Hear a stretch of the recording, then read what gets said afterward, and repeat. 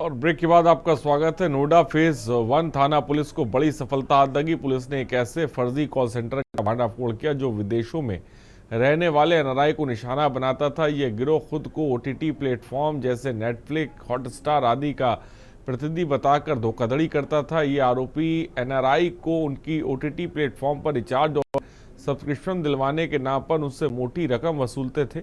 थाना phase 1 police ने त्वरित कार्रवाई करते हुए धोखाधड़ी करने वालों को गिरफ्तार कर लिया है।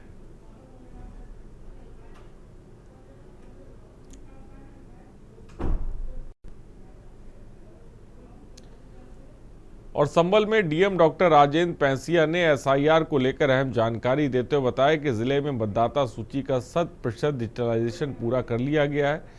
बहजोई कलेक्ट्रेट सभागार में जनप्रतिनिधियों के साथ चौथी बैठक और प्रेस वार्ता में उन्होंने चुनाव आयोग की गाइडलाइन साझा करते हुए कहा कि अब छूटे हुए मतदाता भी आवश्यक दस्तावेज, आधार कार्ड और निवास प्रमाण पत्र देकर अपना डिजिटलाइजेशन करवा सकते हैं।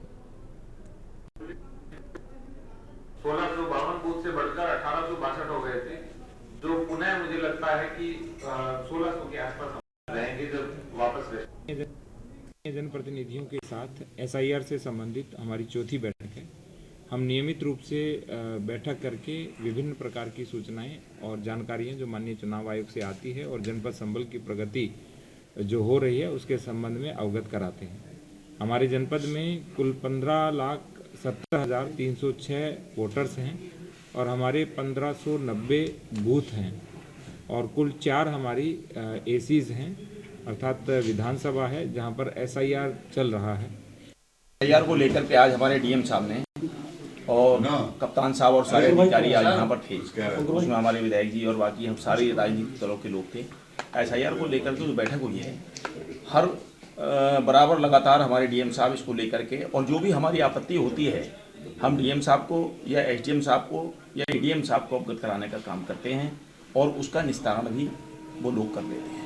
लेकिन कुछ जो बातें हैं, जैसे मान लो 11 तारीख तक का मामला था, एक अधिकारी ने हमसे कहा, बोले कि 6 तारीख तक आप जमा करेंगे। जब 11 तारीख तक चुनाव आयोग ने टाइम दिया है तो 11 तारीख तक होना चाहिए। और उत्तराखंड की खबरों की तरफ बढ़ते खबर लक्सर से, जहां तहसील में बहुजन क्रांति मोर्चा के बैनर तले बाम सेफ और भारत मुक्ति मोर्चा के कार्यकर्ताओं ने भ्रष्टाचार के खिलाफ एक दिवसीय धरना प्रदर्शन किया। प्रदर्शनकारियों ने जिलाधिकारी के आदेश के बावजूद भी अवैध निर्माण और भ्रष्टाचार के खिलाफ कार्रवाई नहीं होने पर नाराजगी जाहिर की। भंवर सिंह, प्रदेश संयोजक बहुजन क्रांति मोर्चा, ने कहा कि जिला हरिद्वार के विभिन्न विभागों में सरकारी योजनाओं के अंतर्गत भारी अनियमितताएं और भ्रष्टाचार हो रहा है और देखने वाला कोई नहीं है। के विरोध में धरना प्रदर्शन है। दूसरा है हमारा जो जनपद हरिद्वार में विभिन्न विभागों में जो निर्माण कार्यों में अनियमितता, भ्रष्टाचार कर रहे हैं अधिकारी, उसके विरोध में। कहाँ जिला अधिकारी, मुख्यमंत्री पोर्टल को हमने शिकायत कर रखी है और 1 साल से शिकायत कर रहे हैं। ये बामसेफ का ऑफशूट संगठन है और हमारे लोग बिना प्रमाण के कोई भी कार्य नहीं करते। ये जो जनपद हरिद्वार में निर्माण कार्य किए जा रहे हैं, सड़कों के कार्य, वो उसमें बहुत अनियमितताएं हो रही है। इसके बारे में हमने सरकार को भी अवगत कराया और इसको मुख्य जिलाधिकारी महोदय को भी अवगत कराया, प्रार्थना पत्र दिए, उन्होंने कार्रवाई करने के लिए इस पर लिखा भी है।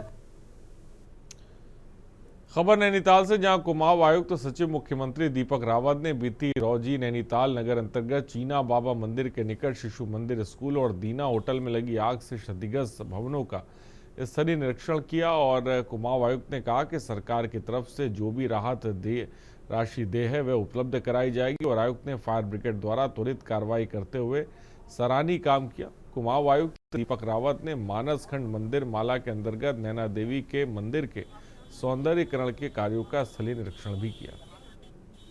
आज इसको मैंने देखा है तो उसमें पहली ट्रेजेडी तो ये है कि स्कूल वहाँ पे चलता था, 120 बच्चे वहाँ पे क्लासेस लेते थे, तो अभी उनको अल्टरनेटली कहाँ पे पढ़ाई की जाए, इस पर अभी चर्चा हुई है। कोई ना कोई अल्टरनेट जगह का प्रयास किया जाएगा कि स्कूल को मिले और क्लासेस होते रहें।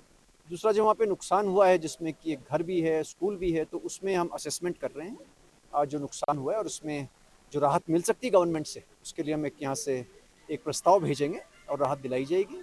साथ ही साथ आग किन कारणों से लगी उसके लिए मैजिस्ट्रियल इंक्वायरी भी ऑर्डर कर दी गई है और उसमें ये पता चलेगा कि क्या कारण थे, शॉर्ट सर्किट था या कोई लापरवाही थी, उसको देखा जाएगा। और अब की बार जो रिएक्शन टाइम था इसकी भी मैंने रिपोर्ट मांगी थी और मुझे फीडबैक ये मिला है कि जो रिस्पांस था वो प्रॉम्प्ट था और टाइम पे फायर ब्रिगेड वहाँ पे पहुंची थी और हाइड्रेंट्स भी जो 2-3 मौके पे हैं वो भी काम कर रहे थे।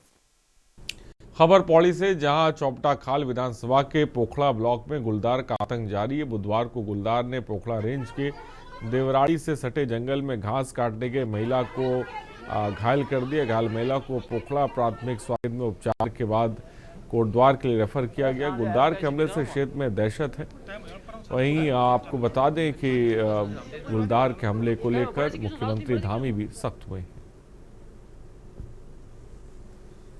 जैसे कि विकासखंड पोखड़ा के अंतर्गत विधानसभा चौटा खाल ग्राम देवराड़ी में जो है एक बहुत ही दर्दनाक घटना हुई, जिसमें कि गुलदार ने एक बार पुनः कंचन देवी वाइफ ऑफ अर्जुन सिंह को जो है अपना निवाला बनाने की कोशिश की।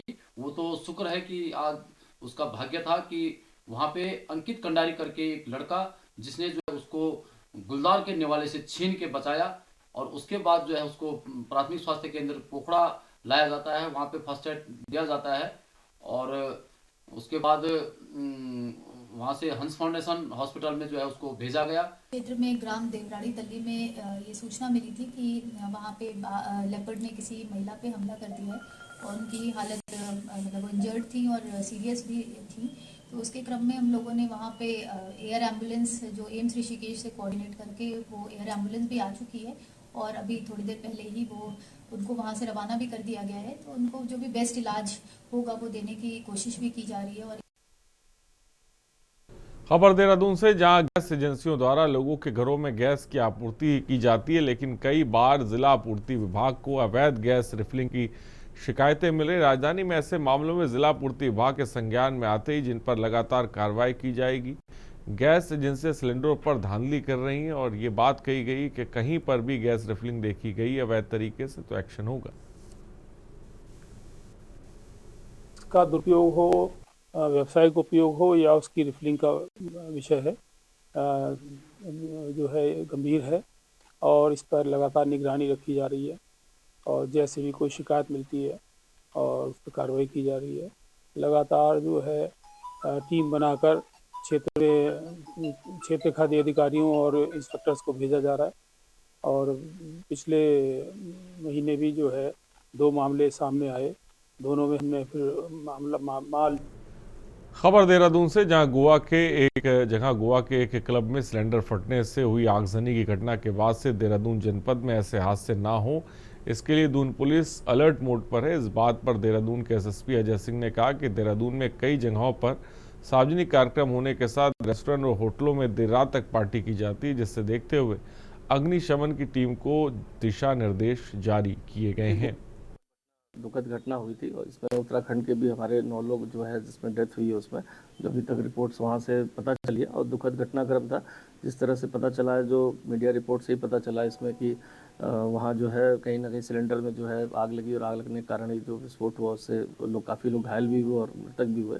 क्योंकि राजधानी में भी बहुत सारे हमारे इवेंट्स होते हैं, बड़े बड़े इवेंट्स भी होते हैं, साथ ही साथ यहाँ भी लेट नाइट पार्टीज़ भी चलती हैं, रेस्टोरेंट होटल भी हैं और चूँकि न्यू ईयर भी आने वाला है, इसको देखते हुए लगातार जो हमारी फायर की टीम है खासकर उनको निर्देश जारी किए गए हैं कि जो भी फायर सेफ्टी नॉर्म्स होते हैं ऐसे प्रतिष्ठानों में या कोई बड़े इवेंट हो रहा है तो वहाँ फायर सेफ्टी नॉर्म्स के हिसाब से उसको चेक कर लिया जाए।